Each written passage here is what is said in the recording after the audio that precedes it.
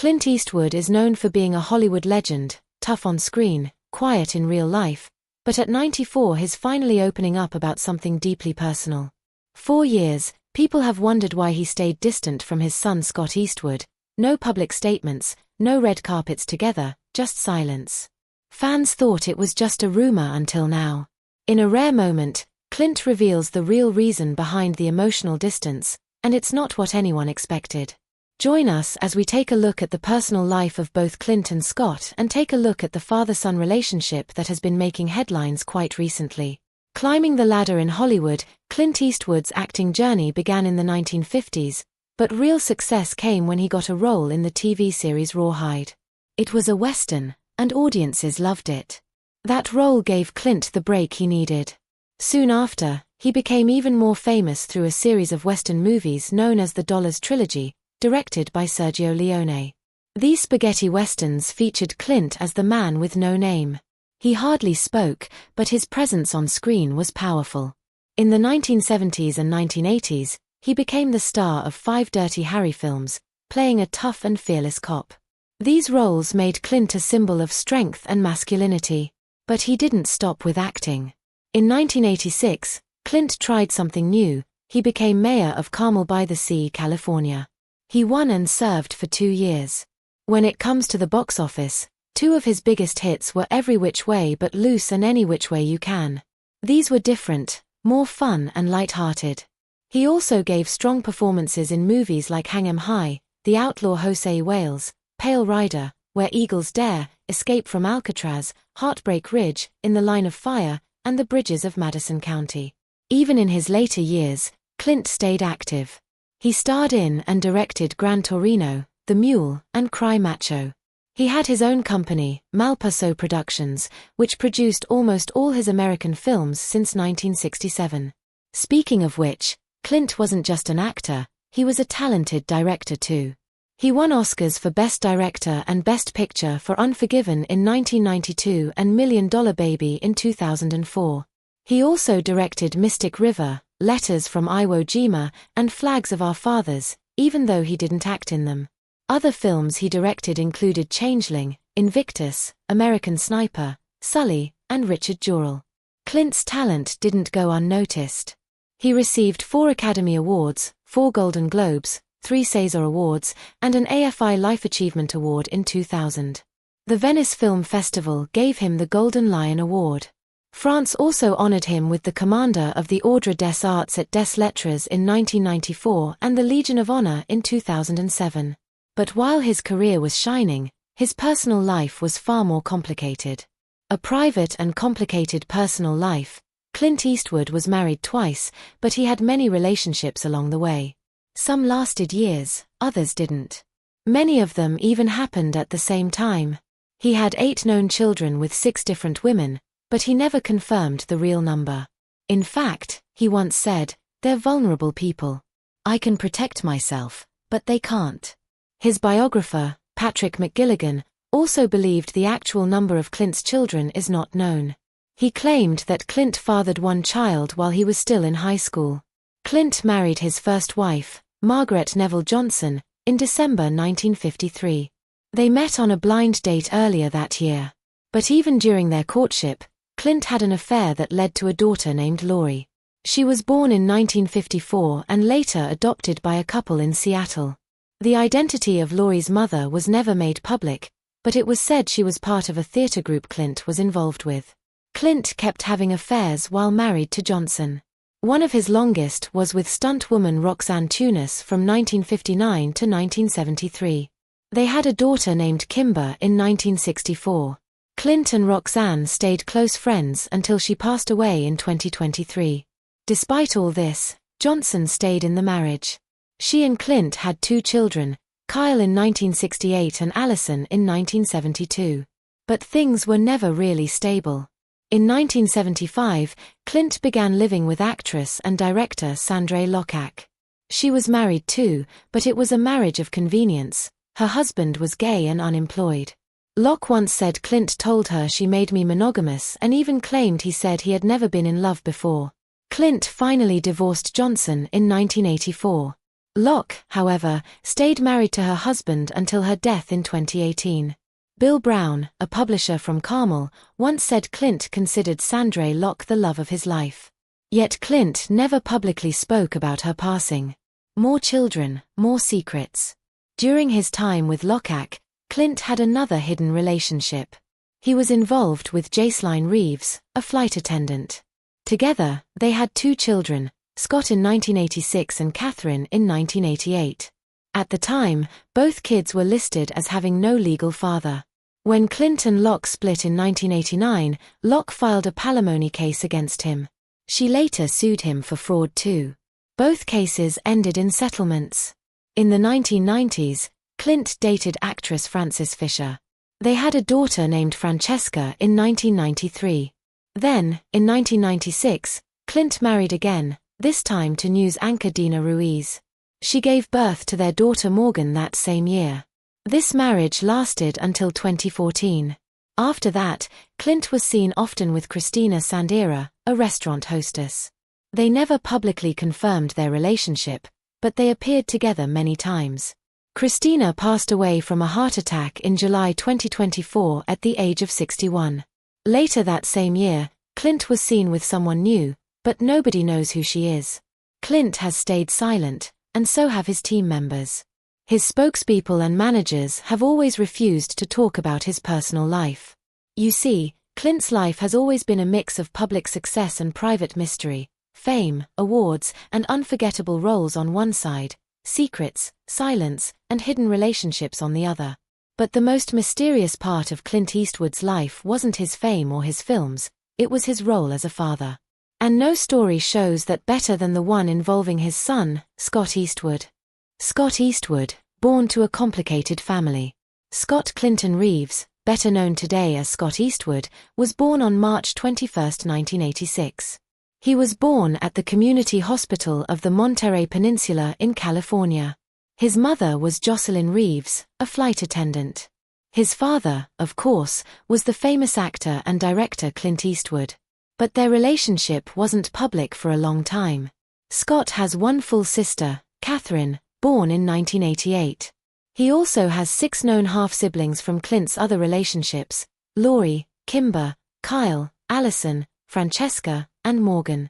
Growing up, Scott lived in Carmel by the Sea until the age of 10. After that, he moved to Hawaii with his mother. He spent about 4 years there before coming back to California. He then graduated from Carmel High School. After high school, Scott went to Loyola Marymount University in Los Angeles. He earned a degree in communications in 2008. But unlike most celebrity kids, Scott didn't live a glamorous life. Even though his father was rich and famous, Scott had to earn his own way. And the bond between father and son, it was distant for a long time. In fact, when Scott was born, his birth certificate didn't even list Clint as the father. Instead, it simply read, "Father declined." That line alone tells you how strained or private things were in the beginning. Clint had an affair with Scott's mother for years, but it ended in 1990. By then, Scott was just 4 years old.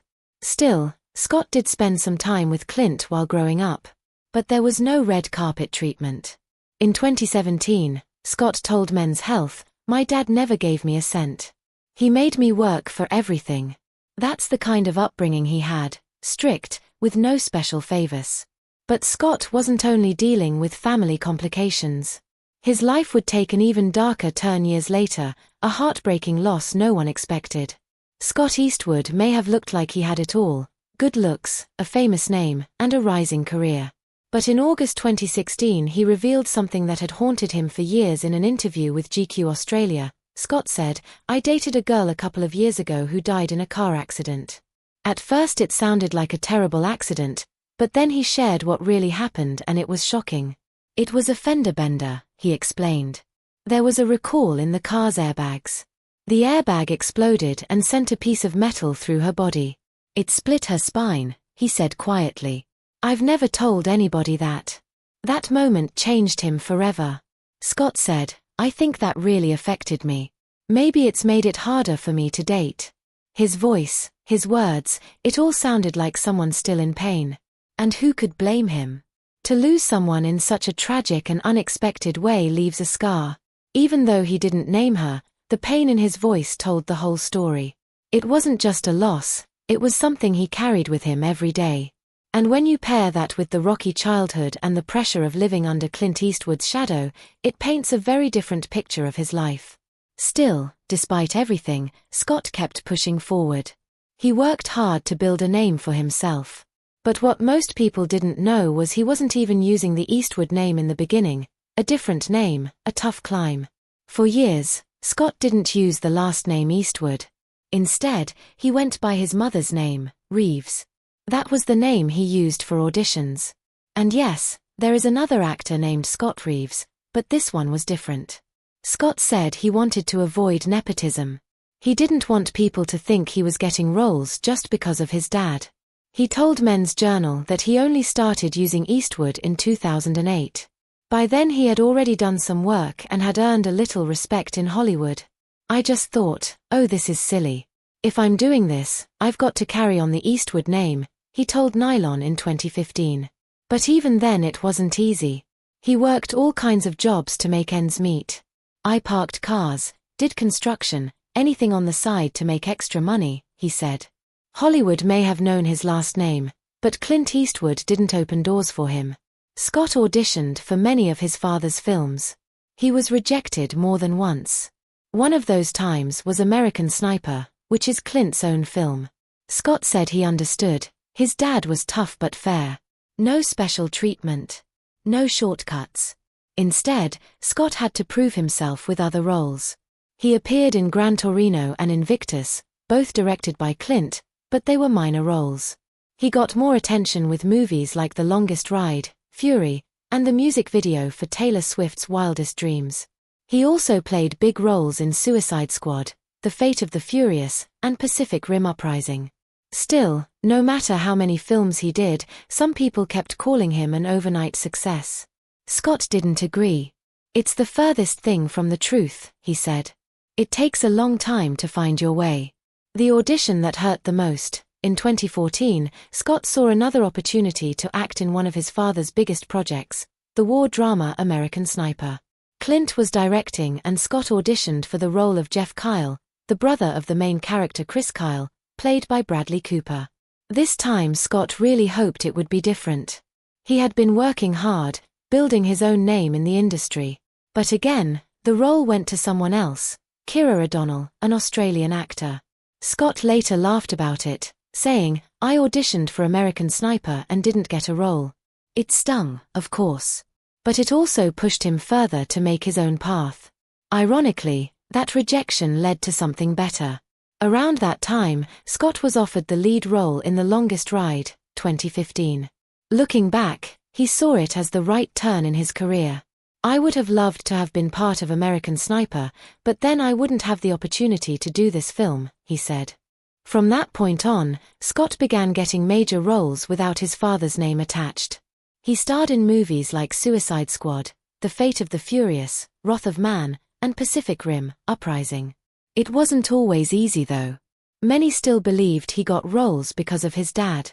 Scott had to speak out, saying, "It doesn't work like that. He can't just pick up the phone and say, 'Cast my son.'" Speaking of which, one of the most talked about parts of Scott Eastwood's life is his relationship with Clint Eastwood. For years, it was unclear. Was it close? Was it distant? In 2016, the two gave a joint interview to Esquire. That interview finally gave fans some answers, a moment fans never expected. It was the first time Clint Eastwood and his son Scott Eastwood sat down together for a joint interview. This happened in 2016, right when both had movies releasing at the same time. Clint was promoting Sully, the true story of the pilot who landed a plane in the Hudson River. Scott had a major role in Snowden, playing a government officer in Oliver Stone's film. The interview took place at Clint's production office on the Warner Brothers lot in Burbank, California. He had been working there since 1975. Clint, now 86, still went to the office almost every day. He loved working, editing, creating. That's where he was most alive. While walking to the office, Clint even pointed out that he leaves peanuts for a local squirrel. "He comes right into the office sometimes," Clint said. showing that even at his age he found joy in the little things. But don't let that fool you. Clint Eastwood was not the type to slow down. He was still directing films, still pushing himself. Most people quit in their 60s, he said. Why would you quit? That attitude defined him, and his fans would soon see it shaped his son Scott too. But getting to this point, of doing interviews together and supporting each other, wasn't always easy. 4 years, Clint and Scott had a distant relationship. Scott grew up in Hawaii with his mother, Jocelyn Reeves. Clint wasn't around much during those years, and they only started spending real time together when Scott moved to California as a teenager. The age gap between them, 56 years, was wide. Their personalities were different. And yet, when they sat down for that interview, something finally clicked.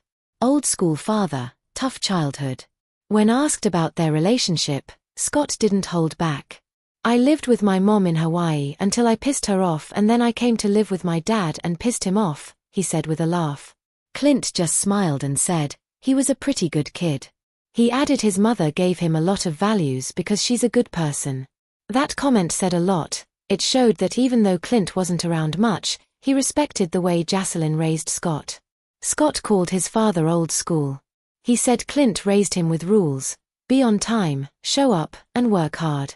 That might sound basic, but coming from Clint Eastwood, it meant everything. Scott said he learned about respect, responsibility, and discipline from his father. Even as an actor, Scott felt the pressure. Clint was tough on him. He never gave me a cent, Scott once said. He made me work for everything. That included trying to make it in Hollywood. Scott auditioned for many of Clint's films but often didn't get the part. Even for American Sniper, Clint passed him over. Still, Clint was watching. He always came in and did a good job, Clint said. Now the chicks are calling and asking where Scott is. They used to ask where I was. Scott laughed and replied, I'll take you out to the bar with me, it'll be fun. They clearly had chemistry, father and son, both with strong opinions, but learning to respect each other's journeys. Scott said he was still learning and growing, adding, I'm just a kid in this business, finding power behind the camera.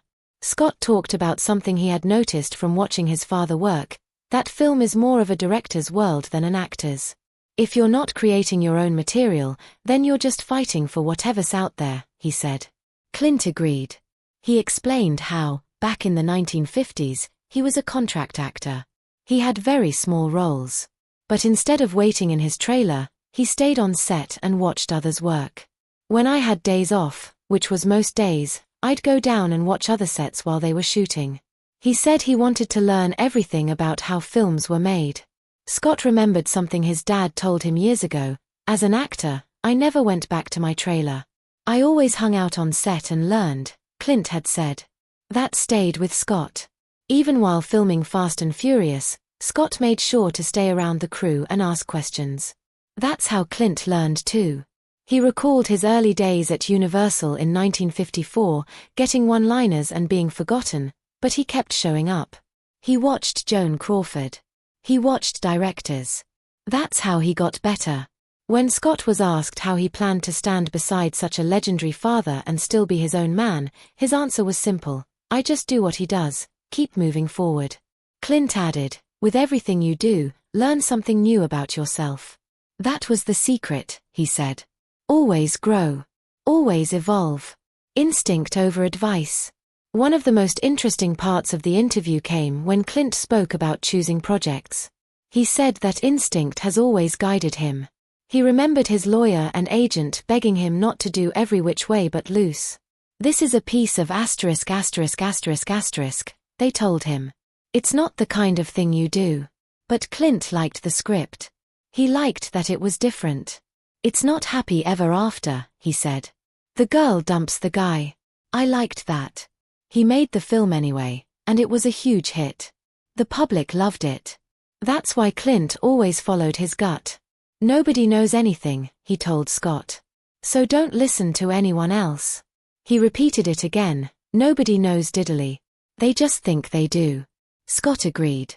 He said he tries to learn from his dad every time he gets the chance. He even flew to Georgia just to watch Clint direct Sully. Clint praised him. He's doing great. He's on the right track. They both admitted that the journey isn't easy. You just keep making movies, Scott said. Hopefully you make some good ones. Probably going to make some bad ones along the way. But the key is to keep going, keep learning, and most of all, trust your gut. That's what Clint had done for decades, and it's what is passed on to his son. The advice that mattered most, even though Clint never handed Scott roles on a silver platter, he did share meaningful advice.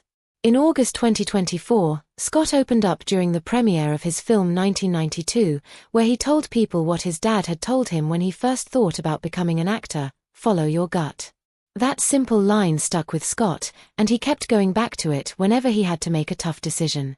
Back in 2022, Scott spoke to Insider and revealed another moment of fatherly advice. He was offered a 3-movie deal by Warner Brothers, including a part in the Suicide Squad sequel. But the offer wasn't good. According to Scott, they didn't want to pay me any money for those next movies. They also didn't have scripts ready for the next 2 films. It felt rushed and uncertain. So Scott went to his dad and said, "They don't want to pay me." Clint's response was clear: if it feels like they really need you, and if it's a good part, then do it. If not, then don't. That advice gave Scott clarity. He realized he didn't have the answers he needed, and he was being pressured. So he turned down the deal. It wasn't the easy path, but it was the right one for him.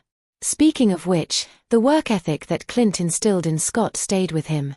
And despite their ups and downs, Scott never gave up. He also hinted that he might one day step behind the camera, just like his dad. Like he says, it's feast or famine for an actor. If you're not creating your own material, then you're just fighting for whatever's out there. I definitely have the desire to go to the other side. So far, Scott's journey hasn't been easy. He wasn't instantly welcomed into Hollywood. He was once disowned by his father, used his mother's last name and kept his head down while working small roles, but he never stopped pushing forward. Clint Eastwood may not have given him big roles, but he gave him something even more valuable: honesty and lessons in self-worth. And now Scott Eastwood stands on his own feet, not just as Clint's son but as an actor who's built something real from the ground up. But what about Clint Eastwood?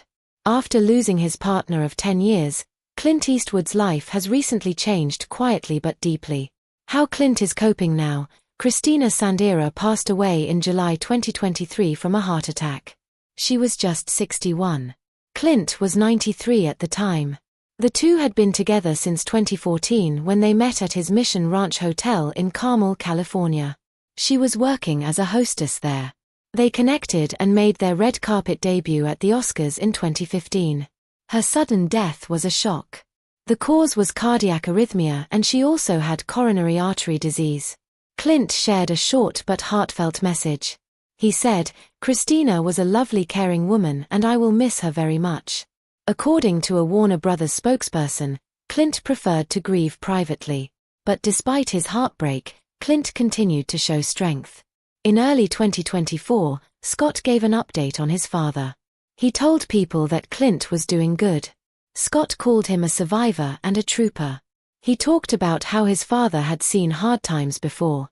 Clint was born in 1930 during the Great Depression. He lived through World War II as a young boy. According to Scott, that kind of life builds a different kind of strength. He saw a lot of struggle. Scott said, "It's in our blood. You don't complain. You don't whine. You just do." Clint is now 94. His health has become a topic of quiet concern, especially after Christina's death. But Scott says his father is still pushing through. No drama. No complaints. Just that same strong spirit he's always had. And while Clint has kept a low profile since Christina passed, Scott's words make it clear: the man who once played the toughest cowboys and cops on screen is just as strong in real life. What Scott thinks of his dad today: Scott Eastwood may be building his own career, but he still holds deep respect for his father. Over the years they've had their ups and downs, especially early on. Scott was raised mostly by his mother, Jocelyn Reeves, and only acknowledged by Clint publicly in 2002. But in recent years, their bond has clearly grown stronger. In 2024, Scott spoke lovingly about his dad. He called Clint an inspiration. He said he'd love to work with him again. In the past, he had small roles in his father's movies like Gran Torino and Invictus. Even though Clint didn't give Scott an easy ride, Scott still appreciated those chances. He always had to audition, and sometimes even then, he didn't get the role, like when he tried out for American Sniper in 2014. Clint didn't cast him, and Scott said, "I auditioned and didn't get a role." Still, there's no bitterness in Scott's voice today. Speaking of which, Scott is not only working hard, he's also carrying on his father's mindset. "If you're not creating your own material, then you're just fighting for whatever's out there," he once said. Just like Clint, Scott wants to go behind the camera someday. And even after everything, the distance, the auditions, the rejections, Scott still calls his dad a man he wants to work with again. They may not spend every day together, but there's a quiet understanding between them now, a shared past, a shared strength, and maybe one day, a shared film set again. And even though Clint kept his name off the birth certificate, he still acknowledged Scott later on. In the end, the two may not have had a perfect father-son story, but they had something real. It took time, effort, and forgiveness. And for Scott, none of it was easy. But it made him the man and actor he is today. What do you think about the relationship both father and son share, tough love or true respect? And do you believe Clint made the right choice by not giving Scott an easy way into Hollywood? Share your thoughts in the comments below and don't forget to hit like, subscribe, and stay tuned for more incredible stories from Hollywood's fascinating history. See you next time.